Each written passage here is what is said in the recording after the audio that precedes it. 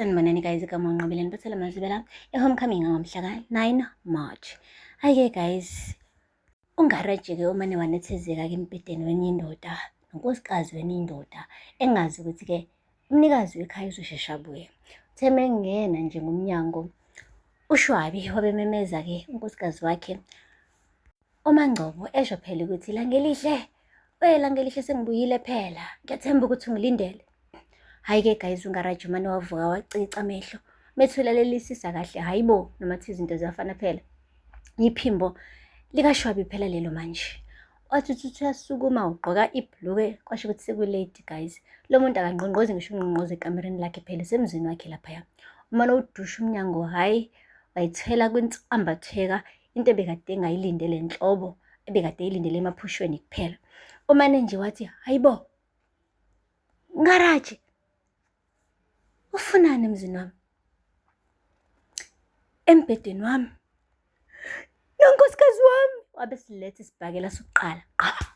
Eyi, ahayiza guys uMangcobo wathi, ngicela nkosi yami, kodwa khehla. Usabiza ngekhehla namanje guys umyeni wakhe. Musa phela kumbulala, ungambulali. Sezisibhakela sesibili, sesithathu, sesi-4. Lapho ungaraji guys akaphindiseli kunalokho uyavika kuphela. Sesuka lapho ungaraji wathola intuba yokubaleka waphumisa kwamagundane lapha emzini-ke kaShwabi. UShwabi-ke guys uphinde wabuyela endlini. Kubonakala nje ukuthi le nto imane yamgqilaza yamcoba amathambo. Wathi kodwa yini engakwenzelanga yona?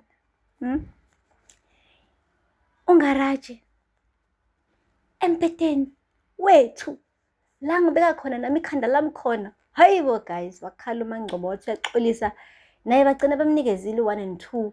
Ngimbone nje ugele sevuvukele la emlonyweni. Hayi-ke ngapha-ke guys ungaraji useyafona futhi. Usethi-ke uShwabi uphinde yakufonela futhi lo muntu emva kokwenza into embi kanje. Hayi guys, ubeloke ngixolisile nje uMangcobo, beloke ethi ngiyaxolisa. Kubonakala nje ukuthi ngisho nalokuxolisa kwakhe nje akunamsebenzi nje, kufana nje njengethukuthukhu zenja laphaya kuyena-ke uShwabi. Ayi akupheli-ke lapho. Ungaraji-ke yena ufike kubo ekhefuzela guys, wahamba wayothatha ishawa, waqede lapho waya efrijini wathela ijusi, wayiphuza, wadubela kwijusi, kwaqhamuka uZethu. Hayi uZethu-ke guys wambuza ukuthi hayi bo kwenzakaleni, embona phela ukuthi ubhuti uvuvukele ebusweni. Wachaza sonke isitori-ke washo ukuthi uShwabi. Wathi uShwabi umenzeni? Wathi ngibambe noMangcobo. Ha guys uZethu wathi kodwa nawe ngakukhuza. Hayi kwasho kona ukuthi ungakanandaba futhi akayisoli.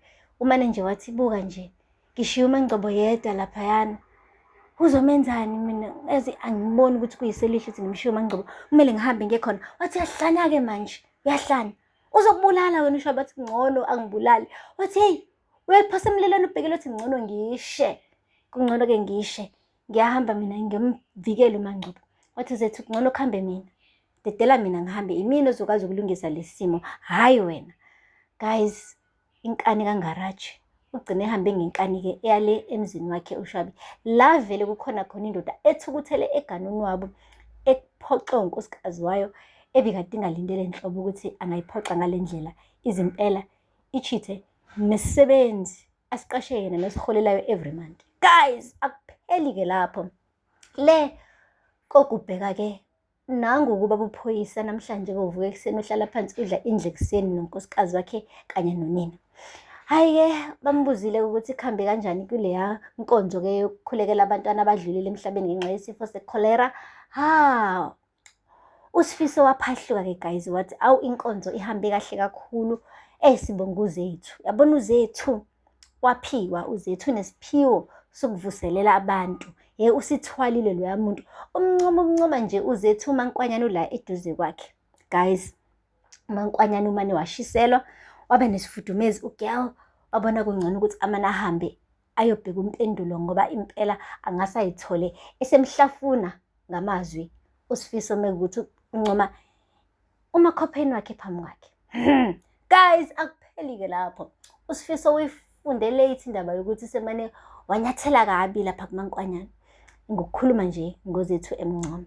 Ngapha-ke noZethu-ke bandla iy'ncomo ayi ziyamlandela guys, ziyamlandela left, right and center. Uthe nje seseklinikhi ethi uyibhalile ikhadi lakhe, kwafika umama nengane yakhe yomfana ecishe ibe la ko-14 years old. Hayi washo ukuthi awu ngiyabonga dokotela uZethu wasindisa impilo yendodana yami, nendodana yalo mama-ke yamnikeza ihagu Zethu. Uthe sabheke lokho uZethu kwabe kuqhamuka umama okhulile nje, wathi awu besingayini kodwa nkosazane ngaphandle kwakho, uyazi ulethe olukhulu usizo la eklinikhi, siyakubonga. Wabethatha ihagi nomama, hayi bo, kuthe kusanjalo kwabe kuqhamuka uShobane ezovalelisa naye kuZethu, esho ukuthi usebuyela lapha eJohannesburg. Washo naye ukuthi hayi impela singiyabona kungani wasuke eJohannesburg weza la okhambeni, umphakathi uyakudinga ngampela la. Hey Ndlovukazi, ngempela ngiyakugcoba, inkulu into oyenzile la, ungalinge futhi uphela amandla ngisho nangakusasa, uqhubeke uyibambe nje njengoba uyibambile inkosazane. Hayi-ke guys, uZethu-ke inhliziyo yamane yancibilika, kanti hayi akapheli. Uzothethe ephindela nje kubo, wathulalela nje emnyango wezwa abazali bakhe, unina noyise phela nabo bekhuluma bethula iy'nqumo ey'nkulu impela, besho ukuthi uSizile wabuyela back okhambeni, njengoba phela-ke ehlenge iy'mpilo zabantu abaningi engabe babhubhile ukube wayengekho phela behlaselwe lesi sifo lesi se-cholera. Guys, lokho-ke kuyindaba ezinhle for uZethu, ngoba kusho khona ukuthi ngisho unina imbala usemane nje wathi let's bygones be bygones. Wadlulisa-ke ngisho nale ndaba leyo ukuthi-ke wathatha umyeni womuntu waze wagcina esembatha naye. Manje-ke kusho ukuthi umama usiyamxolela-ke manje emva kwesikhathi eside kangaka, ngoba bemnyanya uZethu bekafuni ngisho nala nyathele khona.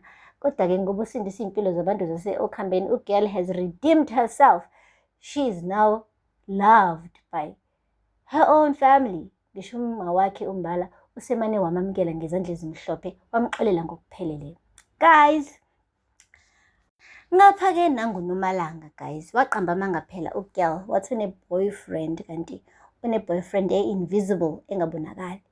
Shuthi-ke ngoba le plani le isize yabanjwa uSiphamandla, uSiphamandla usemane wayicelela uthando lwangempela kuyena, and namhlanje bebephumile bepikniki, ipikniki ehlekisayo yona. Kodwa-ke mawuthi ukubheka ngoba iy'ngane zesikole, hayi cha, bekuyipikniki indumezulu yomhlaba.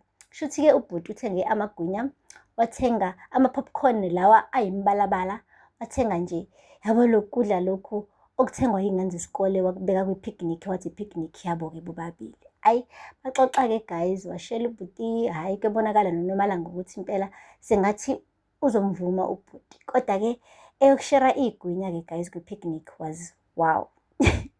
Kodwa-ke sizothini iy'ngane zesikole guys, asithembeke ukuthi this time around uzolasta, cause umngani wakhe-ke uthukuthela uganunu wabo-ke manje, njengoba nje sitholile ukuthi sonke lesi sikhathi uNomfundo uthemba ukuthi uNomalanga une-boyfriend edlala ibhola, kanti cha, isitori nje lesi sikhandiwe, akaze kwaba khona umuntu.